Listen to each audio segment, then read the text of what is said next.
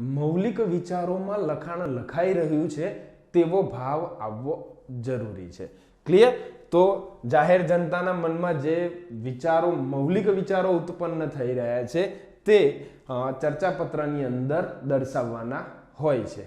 હવે ચર્ચાપત્ર એટલે ચર્ચા અને પત્ર. ચર્ચા શબ્દ છે તો હું તમને સમજાવી દઉં કે બે વ્યક્તિ જ્યારે કોઈ વિષયના સંદર્ભમાં તર્કબદ્ધ રીતે ક્રમશઃ એ વિષયને લઈને વાતો કરતા હોય તેને ચર્ચા કહેવામાં આવે છે.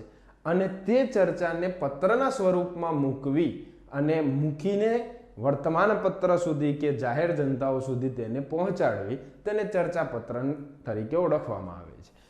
ક્લિયર છે? પરંતુ તેની અંદર જે લખાણ આપણે લખીએ છીએ તે લખાણ મૌલિક વિચારો વાળું હોવું જોઈએ. કેમ? તો જાહેર જનતાના મનમાં ઉત્પન્ન થયેલા પ્રશ્નો છે, જાહેર જનતાના મનમાં એ વિષયને લઈને જે વાત છે તે વાત અહીં ચર્ચામાં આવવી જરૂરી છે. બીજી એક વાત છે કે ચર્ચાપત્રમાં પ્રજાજીવનની જાહેર સમસ્યા વિશેની ચર્ચા કરવામાં આવે છે.